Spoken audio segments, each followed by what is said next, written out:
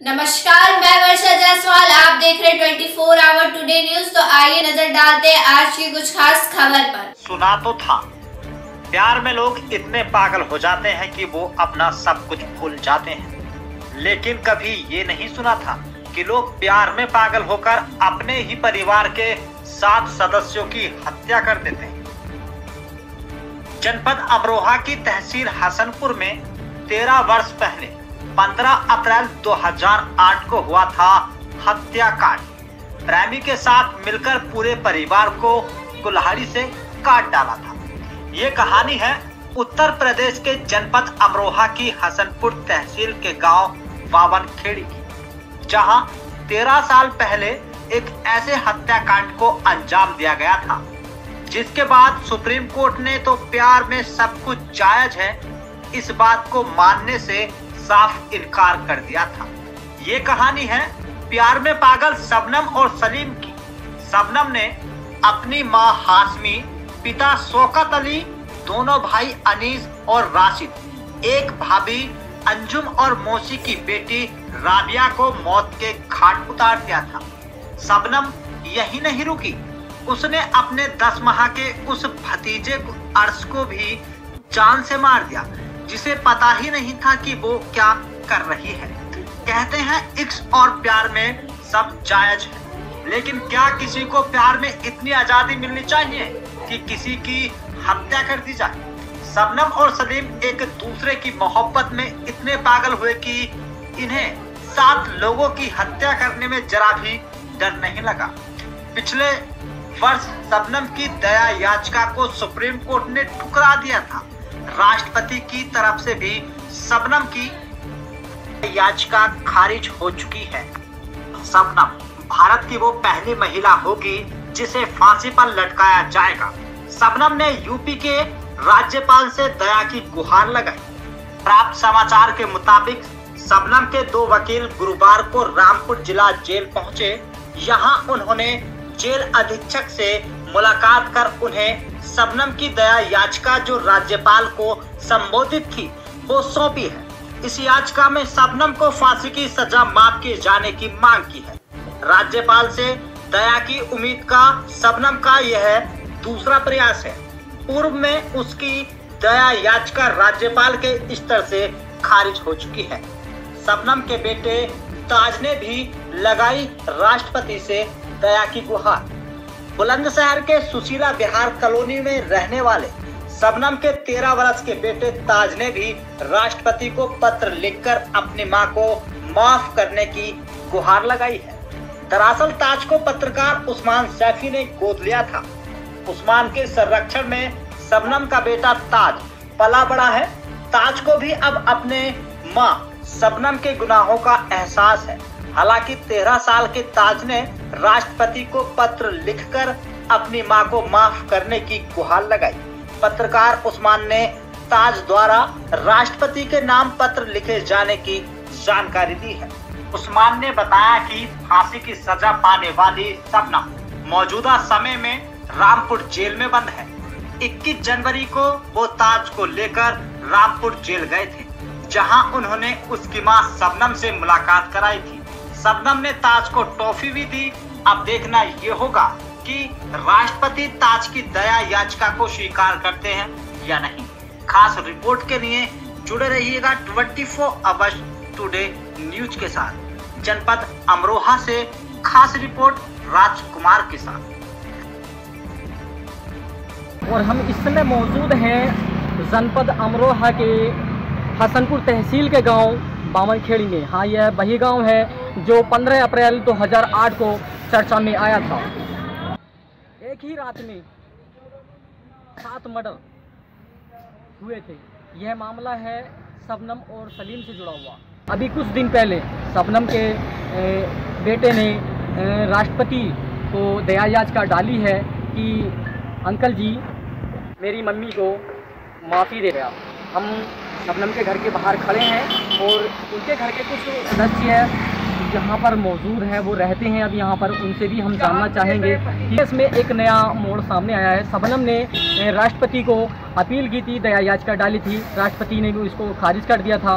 अब शबनम ने सलीम के प्यार में अंधे होकर अपने ही परिवार के 7 लोगों का बेरहमी से कत्ल कर दिया था, जिसमें कि उसके 2 भाई थे, मम्मी पापा, उसकी भाभी और शबनम की मौसेरी बहन और एक 10 माह का मासूम बच्चा बाहर खड़े हैं। और हम आपको दिखाना चाहेंगे, कैमरामैन से कहेंगे कि मकान दिखाएं। इतनी जर्जर हालत में नहीं है।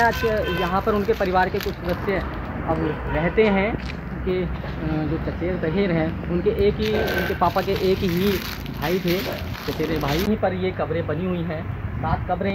ये छोटे बच्चे की कब्र है, जो 10 माह का बच्चा था, ये उसकी कब्र है। और बाकी कब्रें जो फैमिली के बड़े सदस्य थे उनकी कब्रें हैं। तो हम आपको दिखाएंगे कि ये 7 कब्रें एक ही लाइन में बनी हुई हैं। ये शबनम के घर में ही बनी हुई हैं। इतना निर्ममता से इन लोगों की हत्या कर दी गई।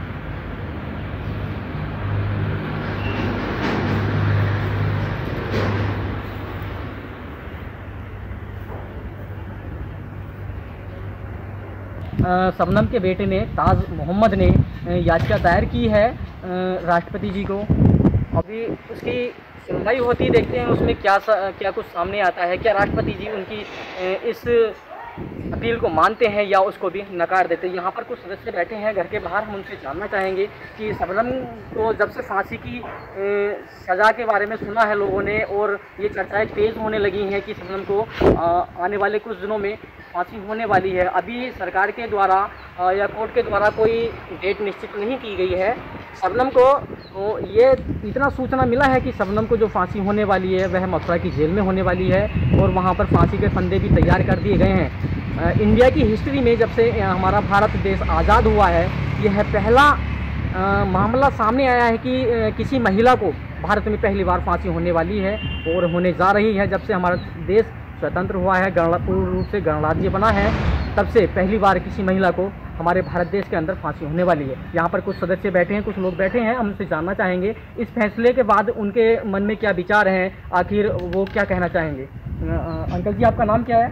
अच्छा, आप उनके परिवार से ही रिलेटेड? अच्छा, आप उनके परिवार के कौन हो? चाचा, शबनम के चाचा हो।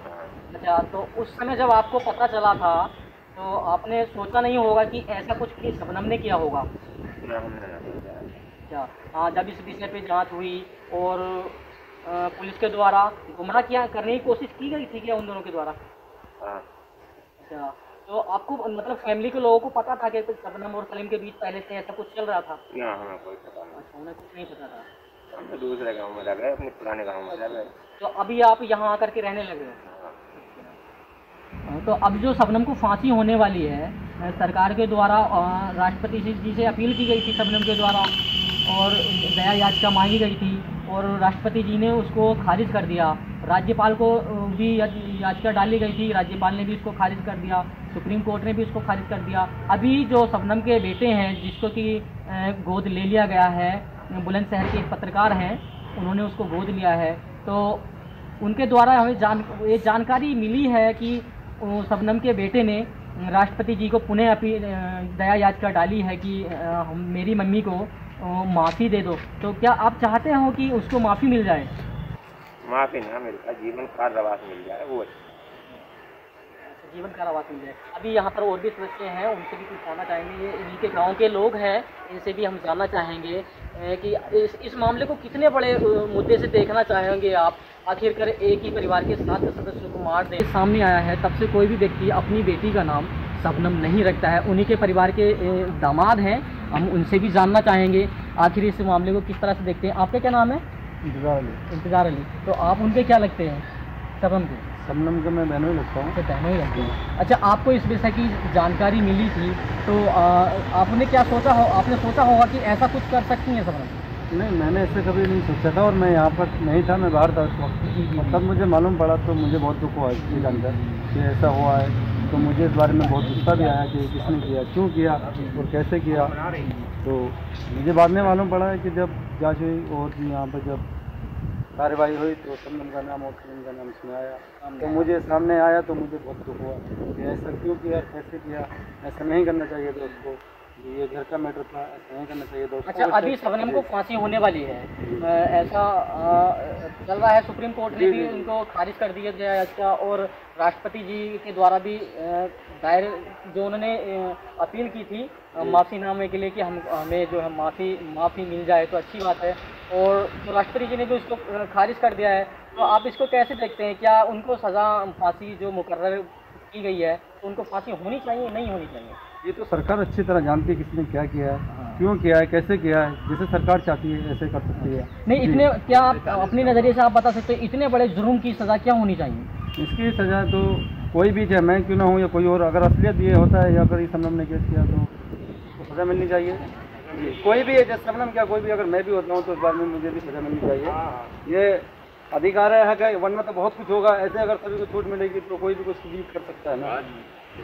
अभी शबनम के बेटे ने जो है राष्ट्रपति जी को उन्हें दया याचिका डाली है, तो आप क्या मानते हो, क्या राष्ट्रपति जी उसकी इस अपील को मानेंगे या कि नहीं मानेंगे? शायद मुझे तो मुश्किल लगता है, क्योंकि वो भी बहुत कुछ जानते हैं, ऐसी बात नहीं है। सब उनके हाथ में, जैसे उन्हें अच्छा लगेगा वो ऐसे ही करेंगे, मेरे कहने से कुछ भी नहीं कर सकते। और बच्चे तो सभी के हैं, वो भी किसी के बच्चे थे, वो भी किसी के बाप थे, सभी थे, औलाद थे, कितने सारे थे, सब जने थे ना।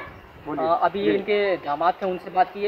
यहाँ पर ही शबनम के इसी घर में उन 7 व्यक्तियों की कब्र भी बनी हुई है। हम आपको वो कब्र के पास ले जाएंगे और आपको वहाँ की कब्र भी दिखाएंगे। 7 व्यक्तियों की कब्र एक ही लाइन में बनी हुई है।